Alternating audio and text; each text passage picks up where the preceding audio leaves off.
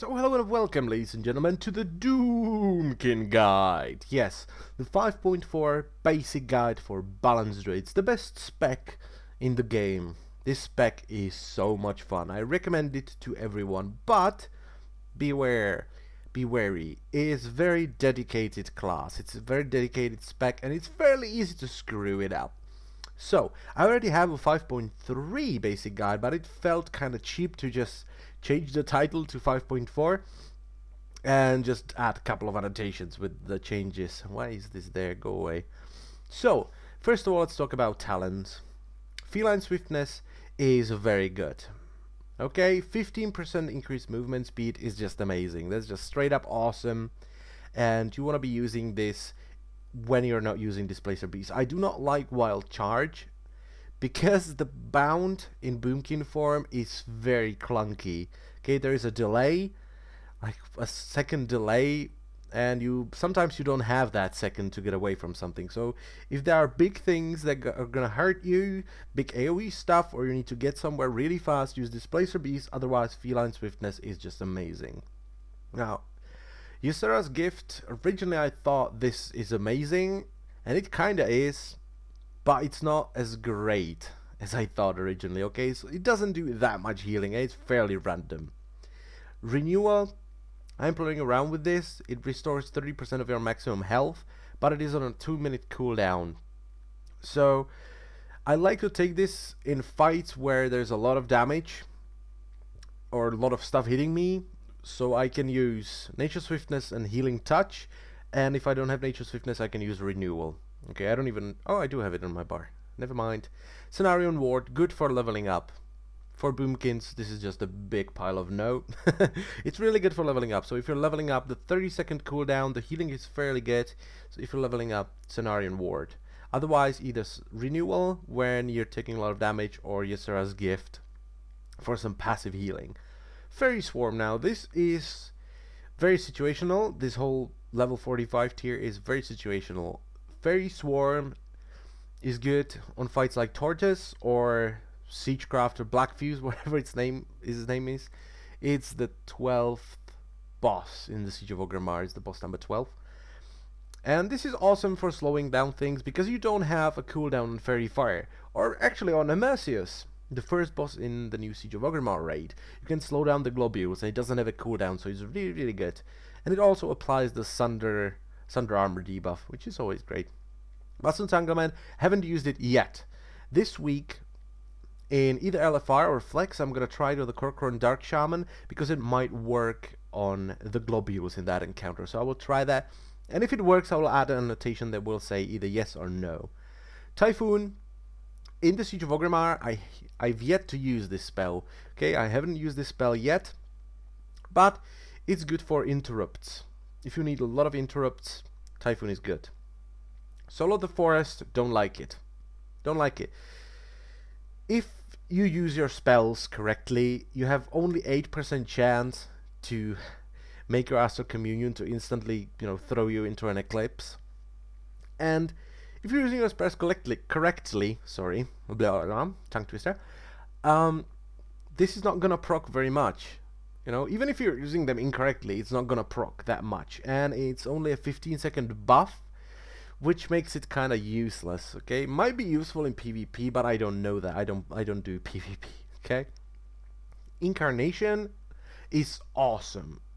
Incarnation is amazing for fights where you have multiple enemies, or where you can be basically stationary and you can just nuke your tits off during Bloodlust and basically during the entire encounter. Force of Nature is amazing in fights that are very heavy movement based, okay? And don't forget that the tree ants also cast Entangling Roots as soon as you use them.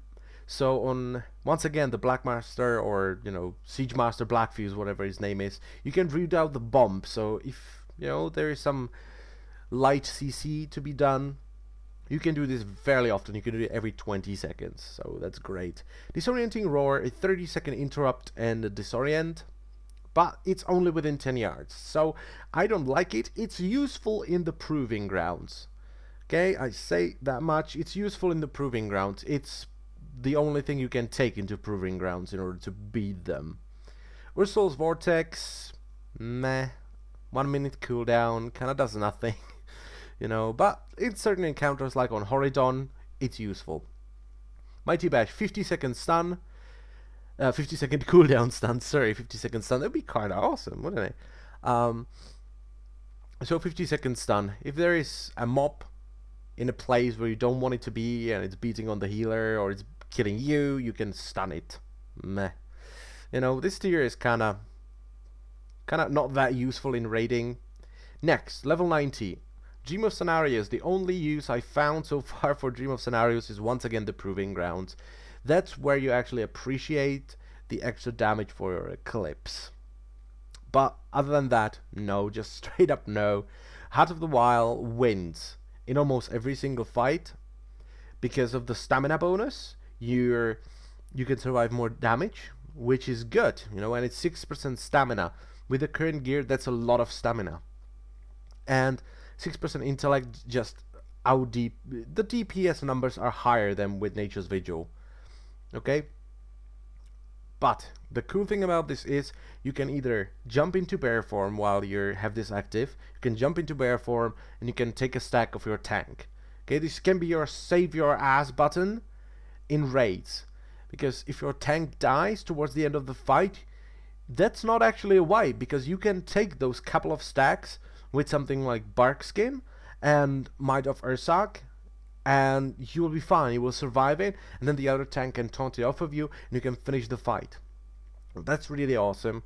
Restoration. If you pop this, and you start throwing rejuvenation on people, it's gonna heal for so much. The numbers are just amazing. Plus, if you need a lot of healing, once again, if one of your healers dies, something like that, if you hard cast Healing Touch with this, oh my god, and Tranquility, oh yeah, so much healing. Nature's Vigil is good in fights where you have a certain damage taken increase ability on the boss, or a certain period of time where you can do increased damage to a boss. And in fights where you can't really sacrifice DPS, so you can't pop Heart of the Wild and start healing, but you still need that little bit of healing, or fights like Thog the Bloodthirsty. That's a good example, where you can't really sacrifice the DPS because you might hit the enrage timer, but a bit of healing is also very nice. So that's one situation when Nature's Vigil is really good. Let's look at the glyphs. As far as glyphs go, we don't have an awful lot of choice. The glyphs are fairly pathetic for Boomkins. We don't really have anything cool. But I'm using Glyph of Stampeding Roar. Increases the radius of Stampeding Roar by 30 yards. It's really good. Really, really good. Glyph of Stampede, you can now cast Stampeding Roar without being in bear or cat form. Really, really good. You can cast Stampeding Roar from Moonkin form. You're gonna be using Stampeding Roar a lot. It's an amazing spell. And Glyph of Guided Stars, which causes your Starfall to only hit targets affected by your Moonfire or Sunfire. And we got this glyph because Glyph of Starfall is very dodgy. Okay, Starfall, if you have one target, you will get 10 stars. If you have more target, you will always get 20 stars. But Starfall will hit all the targets in combat, which means if you're in something like, which one is it? The Scarlet Monastery, where you have the training dummies, yeah, your stars will be hitting those a lot if you don't have this glyph. So, you know, it also streamlines the stars towards important targets on fights like Spoils of Pandaria. If you dot only the important targets, the stars will hit only those targets and not everything else that is not that important. So, you know, nothing too spectacular in the major glyphs. They're pretty boring. Minor glyphs, Glyph of Grace, you know, you take reduced damage even if you're not in cat form. This is only useful on fights like Malkorok. Other than that, not really. It's more like a utility glyph, so you don't take damage while you're running around the world. Glyph of Cheetah, meh. I don't like the moose, I like the cat, so that's why I have Glyph of Cheetah. And Glyph of Stars, this makes your Boomkin form into astral form. Right here, if you're using this glyph, get something like Tell Me When, something like that, because if you combat res someone, you will drop Moonkin form, or if you use, for instance, Displacer Beast, you will drop Moonkin form, and it's actually fairly easy to not notice that. Okay, you can't always look down here or up there, and it's really hard to tell if you're in Moonkin form or not in a raid where there's shit around you. So I made myself a tell me when. I'm gonna show you real quick. Over here, if I enter combat and I'm not in Moonkin form, let's drop Moonkin form. Bam! You dummy! Dummy, hey, hey! Hey, you're not in Moonkin form! Hey, hey, careful now, careful now! You have to press the button, there we go. So I'm back in Moonkin form and it's gone. So that's the glyphs. Now let's take a look at something I see Boomkins do wrong all the time, and that is cooldown usage. So first of all, we're gonna take a look at Force of Nature. We're not gonna focus on anything else like Incarnation, Celestial Alignment, sorry, and stuff like that. We're gonna focus on Force of Nature. And Force of Nature is kind of unique cooldown. Okay, we have 3 charges, and every 20 seconds, one of them comes back. The basic idea with this is you never want to have all 3 charges. Okay, if you're about to get the last charge recharged, just use one. Okay. And these guys need to effectively be treated as a dot, because that's what they are. They scale with your buffs, with your procs, with everything. So, let's do a quick demonstration. We're gonna get into an Eclipse. And as soon as you see this, which is all my procs, I'm gonna fire all of them up. And there we go. And they're doing so much damage. Look at them. Look at those bad boys. They're doing a lot of damage. Now, here's an Eclipse. We don't have any of them, but we're about to get one more. But since I don't have any procs, I don't want to use him because he's not going to do much, okay? He's going to just stand around, wave his arms, and not do all that much.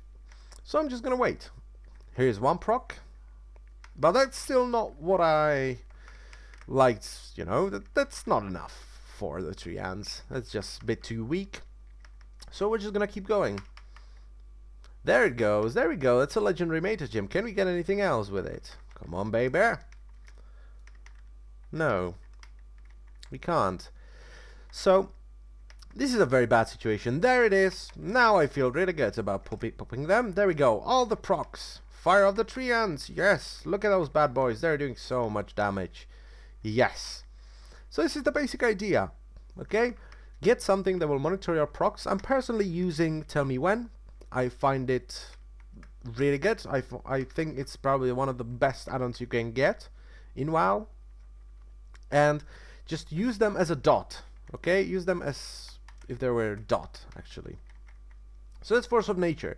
Now let's take a look at Incarnation. Now let's take a look at Incarnation. And Incarnation is our big 30-minute, oh look, your face is gone cooldown. Okay, you're going to be doing a lot of damage. But, first of all, if you have to move, this is gonna suck, okay? You can't really move if you're using Incarnation, and it's not flexible. It has to be used at a certain time. It has a 3-minute cooldown, so that means you can't really wait, you know, for like a minute, because that might mean you will lose one incarnation towards the end of the fight, okay? An Incarnation has to be used in a specific way, as I've said before. It has to be combined with Celestial Alignment, because Incarnation only works in an Eclipse. And the cooldown, or the buff from Incarnation, lasts for 30 seconds. You're not gonna be in Eclipse for 30 seconds. That's why we're combining it with Celestial Alignment, which gives us both Eclipses at once. So the proper way of using Incarnation, on single target by the way, if you're doing a lot of AoE, you should be doing this, basically the same thing, but in Solar Eclipse, okay? But in a single target scenario, we're gonna fire off Starfall, 1 Wrath, then we're gonna pop Incarnation, dot or target up, and we're just gonna march our way towards 0. Once we reach 0, we can use Celestial Alignment, redot or target, and continue DPSing. Now we have Incarnation and Celestial Alignment at the same time, which means we are not wasting Incarnation. And once Celestial Alignment is about to run off, we're gonna recast our dots, and they're gonna be extremely strong. Just look at the amount of damage they're doing. It's insane. And now you have to wait for 3 minutes. Now let's take a look at something that Boomkins are not that great at, and that is movement. Okay, we don't have basically anything to do while moving. We can cast Moonfire and Sunfire, so we can spam these, and occasionally when we get a shooting star proc, we can use an instant star surge. But if you need to move a lot, you should be using Force of Nature, and this is what you should do. So let's just imagine a fight where you can open and then you have to move all the time. Okay, so we're gonna fire off Starfall once again. We're gonna get into an Eclipse, and then we're gonna start by applying both of our dots. We're gonna use all of our Force of Nature procs, and then we're gonna run around and we're gonna just spam Moonfire while using the Shooting Stars procs and the second Starfall. And yeah, this is pretty much it. You can't do much more, which is fairly irritating. It would be cool to have at least one spell to cast while doing this, but yeah. At first, you're gonna do almost no damage at all. Okay? This is completely gear based. There is nothing skillful about this. You can't do anything about the damage you will do on movement while moving. And this is the one really irritating thing about Boomkins. Okay? But that's what we have to deal with. So once you get into an Eclipse, what you need to do is just throw on both your dots and start casting or spamming even the Eclipse dot. So right now I'm using Sunfire until I get a Shooting Stars proc. I'm gonna use the Force of Nature proc and back to Sunfire. And this is what you're gonna do. It's not a lot of fun to do this, by the way, but you know, we have some DPS. It's not that terrible, but that's mostly due to my item level and the fact that I have 40% crit, or almost 40% crit, while unbuffed. And that is because I'm going with a different build. There are two builds that you can actually go with on a Boomkin. The first one is the one I'm using, and that's only get the first haste breakpoint. I'm gonna talk about these later, so don't worry about it. That's the first haste breakpoint, and very heavy crit and mastery build. Okay, mastery is our weakest stat, but it can be much stronger than haste. If we're talking about haste above the haste breakpoint, then it's weaker than mastery. If we're talking about breakpoint, then it's stronger than mastery. And crit is generally our strongest stat, apart from intellect, of course. So I'm going with this build, and this build is fairly good for movement. As you can see, my DPS, where is it? That's about 120k DPS. That's not bad. If you're using the second build, movement is gonna be a bit more of a pain in the ass. Okay?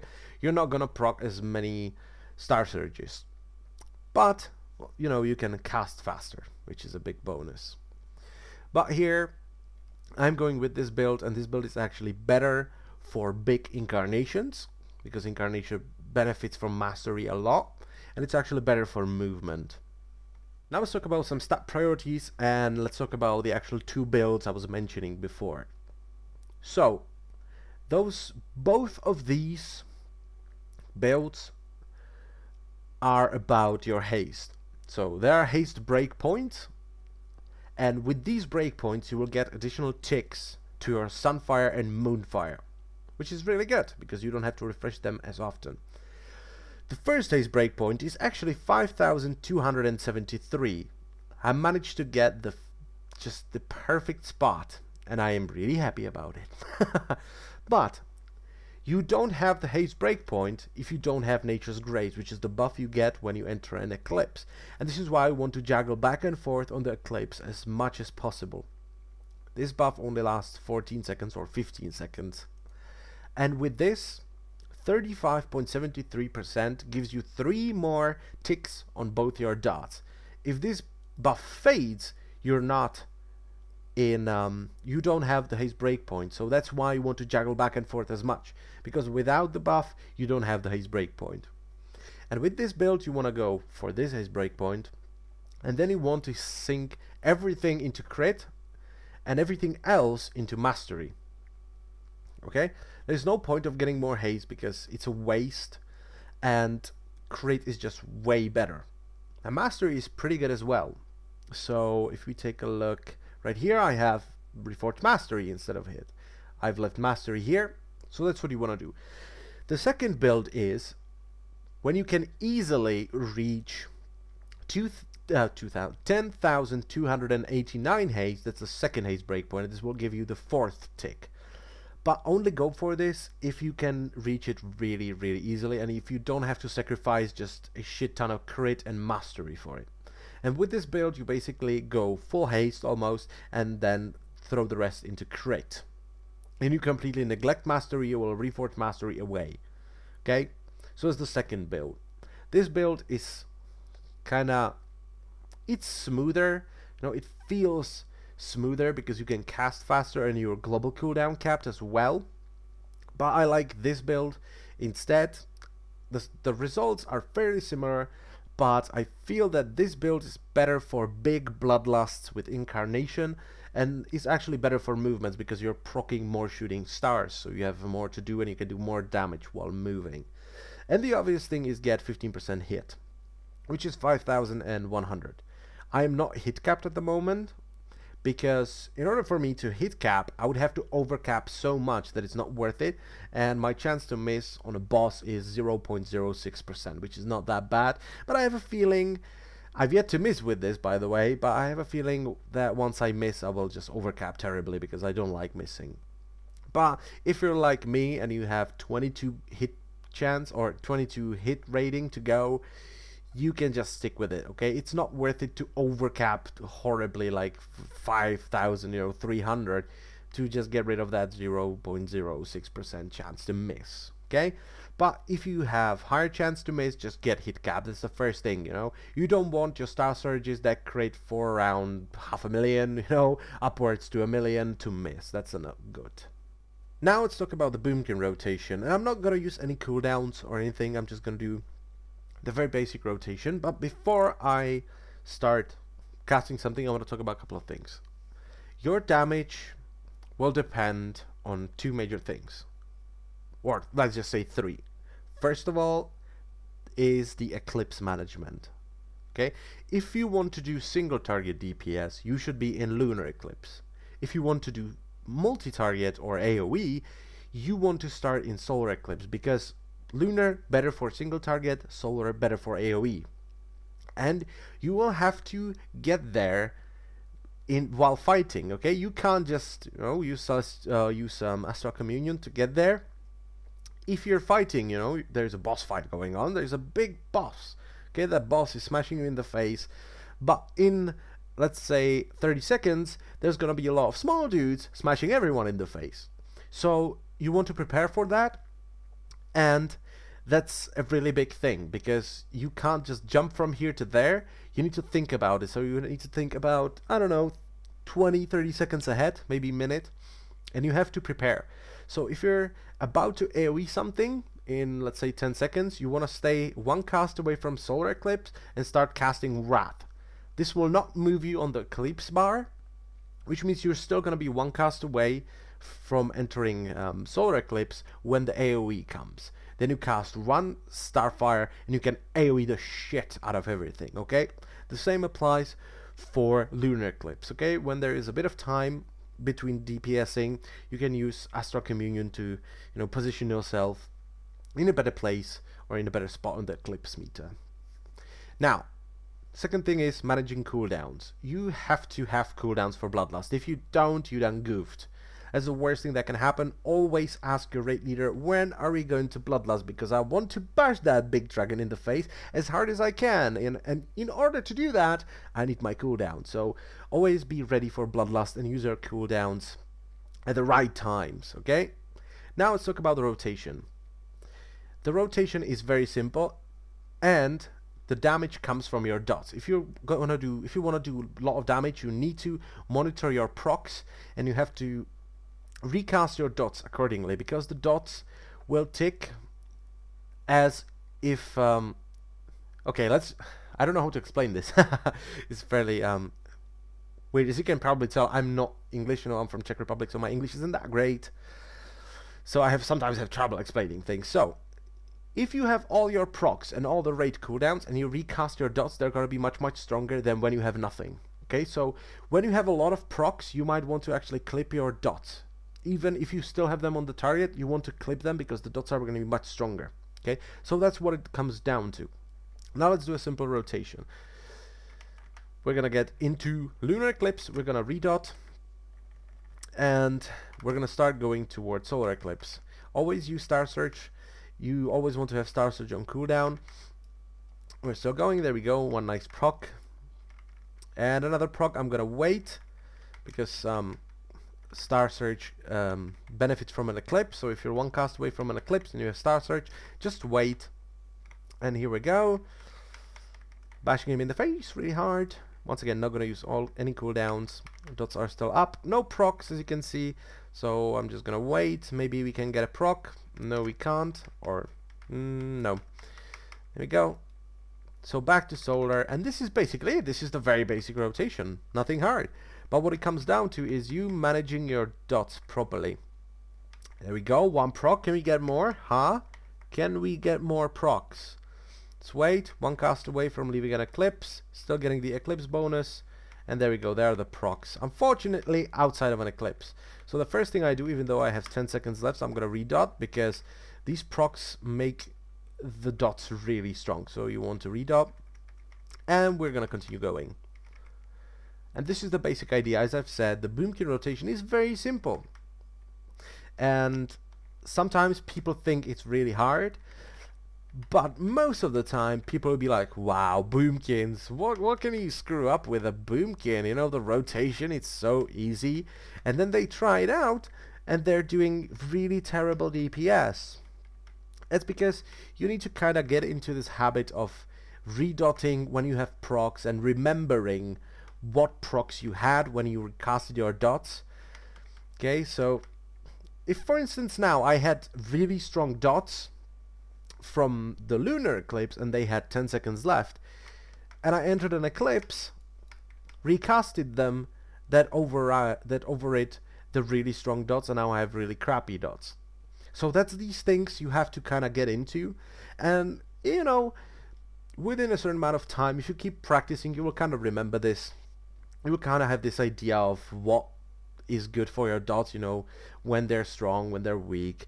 And you kind of get into this habit of refreshing them when you actually need to, and clipping them when you get a lot of procs. But that's the basic idea of a boomkin rotation. Congratulations! You made it through the entire video. You are cool. It was a very long one, but you know, I love talking about boomkins. But if you would like some more info, or you know, learn about more stuff, in the description there'll be links to all my different guides, and I have a lot of them. I have, you know, AoE guides, multi-dotting guides, some 5-man tips, you know, and all this good stuff, so you can check it out if you want to know more.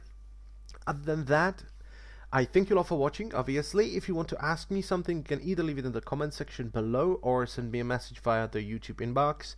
I will make sure to answer you. And if you like this video, click the like button. It helps me so much. And only the cool kids click the like button, and you are most certainly the cool kid.